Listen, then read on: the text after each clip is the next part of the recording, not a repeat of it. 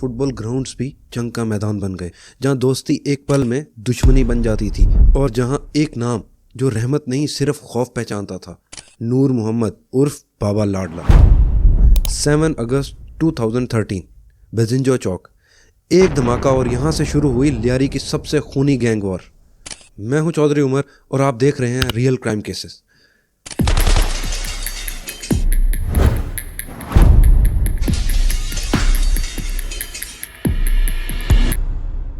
यहाँ हम सिर्फ कहानी नहीं सुनाते, हम सिस्टम, पावर और जुर्म को समझाने की कोशिश करते हैं।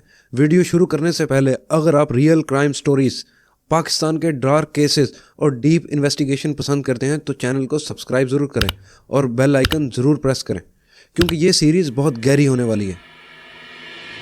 10 अक्टूबर 1977 लियारी का पुराना और घना इलाका चिकवारा, उस गली में एक बच्चा पैदा होता है। नाम रखा जाता है नूर मोहम्मद।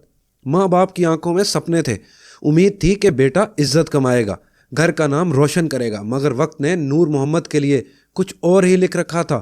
वक्त गुजरता गया और नूर बाबा लाडला बनने लगा, एक ऐसा नाम जो बाद में सिर्फ सुना नहीं जाता था, महसूस किया जाता था। उसके वालिद गुलाम हुसैन कभी मंशियात के धंधे से जुड़े रहे थे, मगर फिर जिंदगी ने उन्हें एक ऐसा झटका दिया जो सब कुछ बदल गया। समंदर के बीच एक खौफनाक हादसा, जहां मौत इतनी करीब थी कि इंसानियत भी इम्तिहान में आ गई। सोर्स बताते हैं कि बोट में 22 लोग गल्फ जा रहे थे। समंदर के दरमियान बोट का इंजन खराब हो गया। 20 से 25 दिन वो समंदर में फंसे रहे। जब उनको रेस्क्यू किया गया तो सिर्फ 3 लोग जिंदा थे और इन तीनों ने इंसानी गोश्त खाकर जान बचाई। उसमें गुलाम हुसैन भी शामिल था।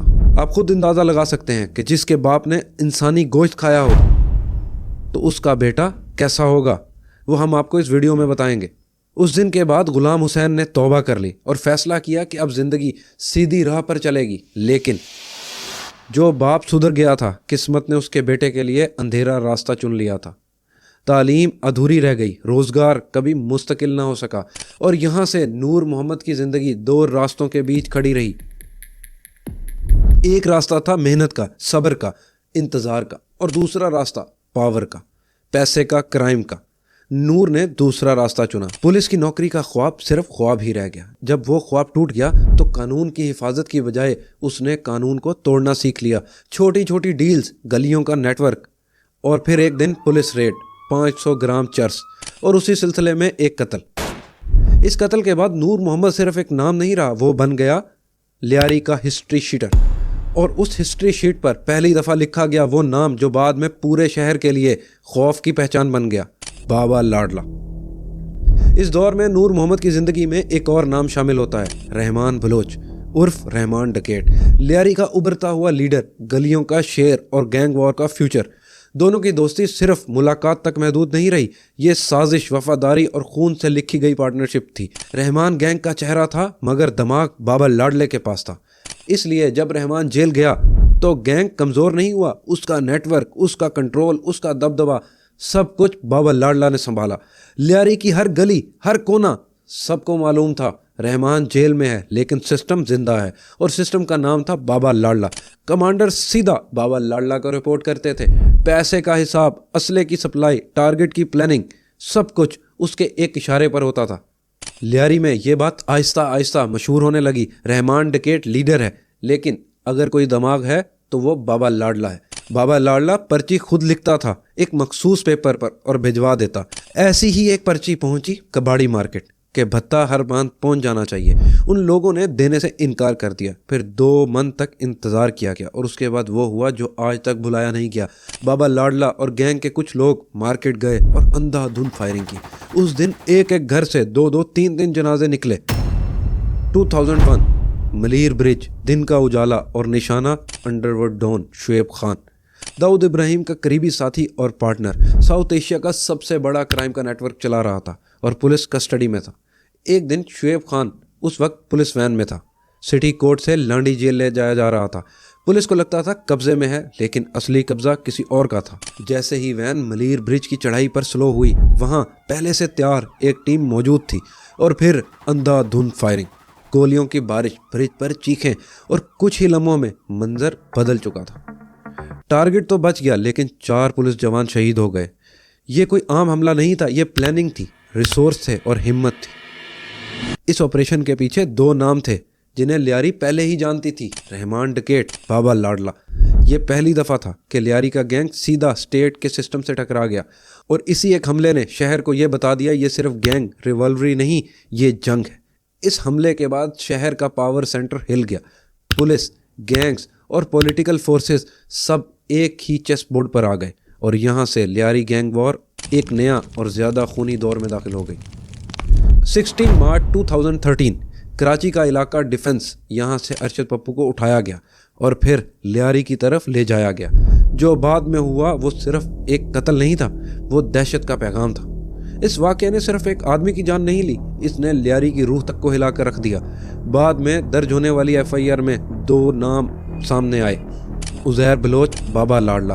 और फिर जो चीज़ें इस वाक़े को और भी ज़्यादा खौफनाक बनाती हैं, मस्जिद से ऐलान हुआ, लोगों को जमा किया गया, ना कोई पर्दा ना कोई शर्म, मकसद सिर्फ एक था, डर पैदा करना। ये एक मिसाल थी, एक पैगाम था, ताकि लियारी को याद दिलाया जा सके कि यहाँ कानून से ज़्यादा खौफ जिंदा रखा जाता है। इस वाक़े के बाद सिर्फ गैंग्स के बीच नफरत नहीं बढ़ी, शहर में एक खामोशी, हिचकिचाहट फैल गई और यहाँ से लियारी गैंग वॉर अपनी सबसे अंधेरी स्टेज में दाखिल हो गए। 2009 रहमान डकैत के मरने के बाद लियारी में सिर्फ एक सवाल रह गया, सरदार कौन? बाबा लाडला को पूरा यकीन था ये कुर्सी उसी के लिए बनी है। सारी प्लानिंग, सारा कंट्रोल, सारी जगहों का तजुर्बा उसके पास था, लेकिन फैसला कहीं और हो चुका था। दस्तारबंदी हुई और पगड़ी उज़ैर बलोच के सर पर रख दी गई। ये सिर्फ एक अनाउंसमेंट नहीं थी, ये बाबा लाडला के लिए एक पैगाम था। लेकिन बाबा लाडला के गैंग में बहुत इज्जत थी, उसने उज़ैर को एक्सेप्ट किया और उज़ैर ने भी उसे वही मुकाम दिए रखा जो मकाम रहमान ने दिया हुआ था। और फिर एक दिन फुटबॉल मैच के बाद बाबा लाडला की कार पे बम ब्लास्ट हुआ और बाबा तो बच गया, लेकिन यहाँ से दोस्ती का कत्ल हुआ और एक और जंग ने जन्म लिया। लियारी एक बार फिर जंग का मैदान बन गया। कल तक जो एक ही साथ खड़े थे, आज एक दूसरे का निशाना बन गए और इस जंग में सिर्फ गैंग्स नहीं लड़े, शहर हार रहा था। 2 फरवरी 2017 दुबई चौक, लियारी। रात का सन्नाटा, रेंजर्स का कहना था मुखबिर इतला मिली, ऑपरेशन हुआ और फिर 45 मिनट का मुकाबला, गोलियों की आवाज़, गलियों में खौफ और कुछ देर बाद ये खबर सामने आई, नूर मोहम्मद उर्फ बाबा लाडला मारा गया। लियारी के लिए ये सिर्फ एक खबर नहीं थी, ये एक दौर का खात्मा था। मगर कहानी यहाँ ख़त्म नहीं हुई। बाबा लाडला की मां ने कहा यह मुकाबला नहीं, जाली कत्ल है। अथॉरिटीज़ का बयान था सेल्फ डिफेंस। और यहाँ पर सवाल पैदा होता है, सच क्या है? क्या वाकई मुकाबला था या फिर ये सिर्फ एक फैसला था जो रात के अंधेरे में सुना दिया गया? आज भी लियारी की गलियों में ये सवाल घूमता रहता है, बाबा लाडला कानून का नतीजा था या कानून की नाकामी का? जवाब शायद कभी सामने ना आए, मगर इतना तय है, दुबई चौक से शुरू होने वाली कहानी दुबई चौक पर ही ख़त्म हो गई। बाबा लाडला सिर्फ एक आदमी नहीं था, वो एक सिस्टम था जो कानून की कमज़ोरी से पैदा हुआ और खौफ पर जिंदा रहा। जब इंसान देर करे, जब कानून सिर्फ कागज़ों तक महदूद हो, तो फिर बाबा लाडला जैसे किरदार खुद ब खुद बन जाते हैं। इसलिए सवाल ये नहीं कि बाबा लाडला सही था या गलत, असल सवाल ये है कि हमने वो सिस्टम ठीक कर लिया जो ऐसे लोग पैदा करता है। ये थी एक वीडियो लियारी के गैंगस्टर की। वीडियो पसंद आए तो लाइक, शेयर और अपनी राय कमेंट में ज़रूर दें। नेक्स्ट वीडियो में लियारी के और भी छुपे हुए किरदार और वो कहानियाँ जो आज तक पूरी तरह सामने नहीं आई। मैं हूँ चौधरी उमर, आप देख रहे हैं रियल क्राइम केसेस। मिलते हैं नेक्स्ट थ्रिलिंग एपिसोड में। खुदा हाफिज़।